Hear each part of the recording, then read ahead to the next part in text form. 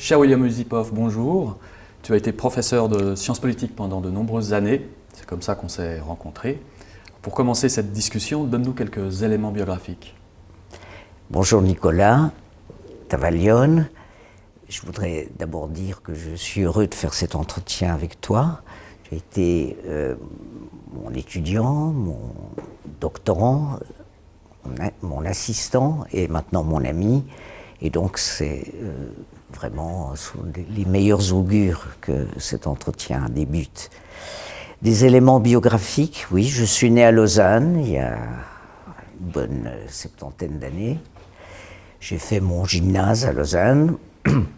Ensuite, j'ai fait une année en Angleterre, dans une banque, juste le temps de me rendre compte que je ne deviendrais pas banquier.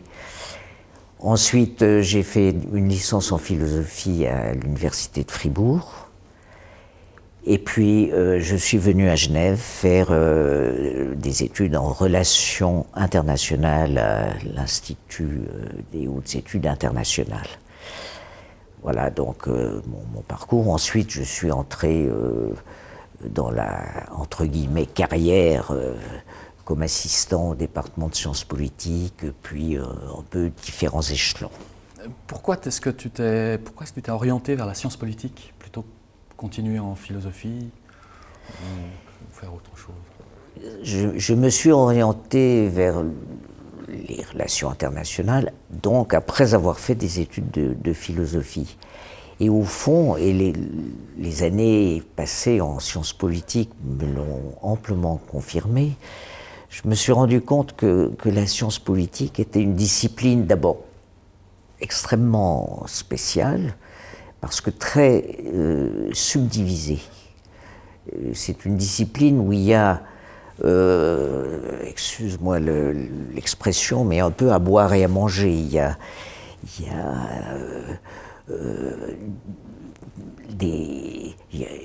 la science administrative, il y a les études électorales, il y a la philosophie politique, il y a les relations internationales. Donc il y a beaucoup de demeures, et j'ai trouvé ma demeure dans cet ensemble, évidemment, où mes études antérieures de philosophie ont joué un rôle assez important, puisque je me suis finalement spécialisé dans ce qu'on appelle la théorie politique, mais qui est très semblable à la philosophie politique.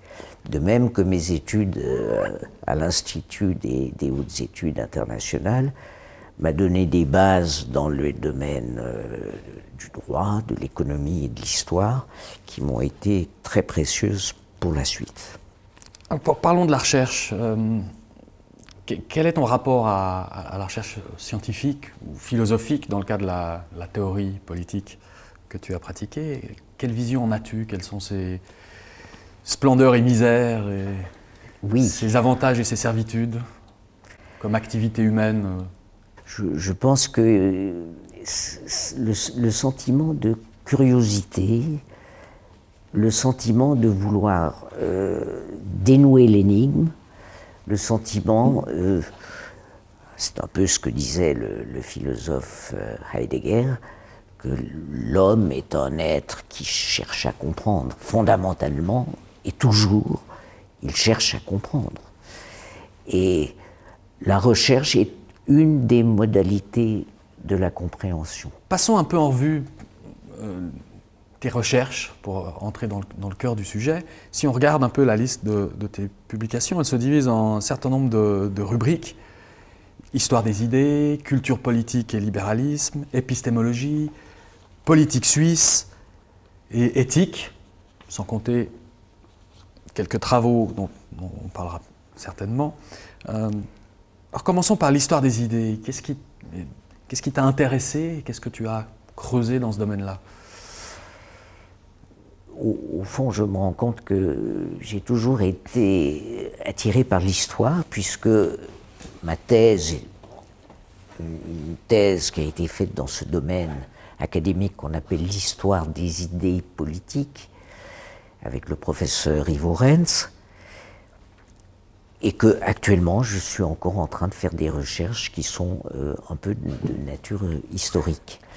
Ce qui m'attire, c'est que on a sous les yeux des processus qu'on peut étudier de manière relativement complète, puisqu'ils ils ont commencé, ils sont terminés, et qu'ils nous posent, ils continuent de nous poser des énigmes.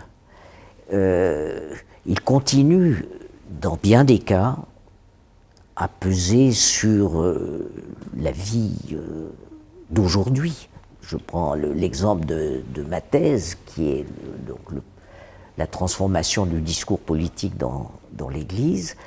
Eh bien, ce discours politique, du moment que l'Église existe encore, elle a un discours politique qui a une histoire et qui se perpétue encore actuellement. Donc, il ne fait aucun doute que l'histoire pèse assez largement sur le présent et que ce lien m'a intéressé.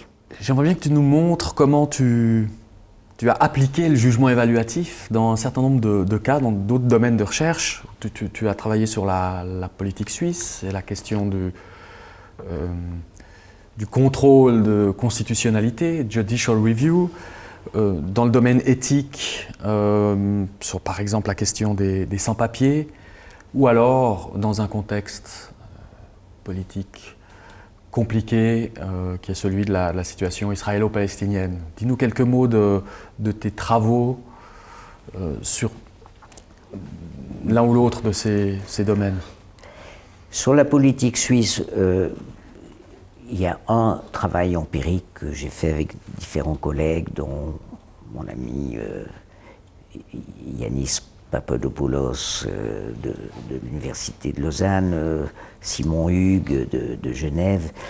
Je ne vais pas entrer, vu que le temps passe, c'est un des rares travaux de nature empirique, peu quantitatif du reste, et surtout ma contribution était plutôt conceptuelle, mais je pense et j'espère qu'on a apporté une certaine compréhension au fonctionnement, notamment de la démocratie directe en Suisse. Il est vrai que la démocratie directe est un sujet de préoccupation. Alors, presque, c'est une énigme au point de vue scientifique, et c'est une inquiétude au point de vue du citoyen que je suis. Prenons l'exemple classique, devenu hélas classique, celui des minarets, l'initiative sur les minarets.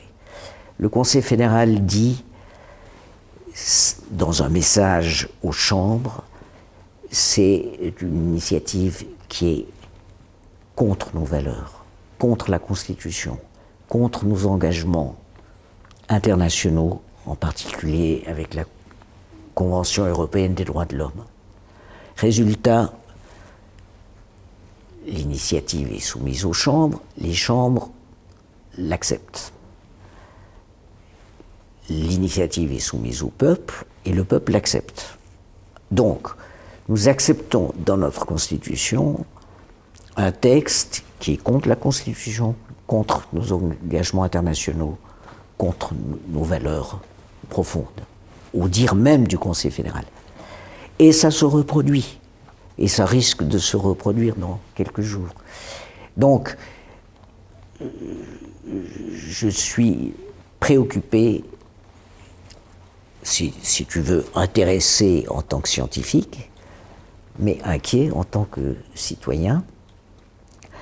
J'ai fait un papier là-dessus où je proposais que le tribunal fédéral se charge de valider, lui, et non pas les chambres, qu'une instance judiciaire se charge de valider le texte d'une initiative avant même qu'elle soit soumise au peuple.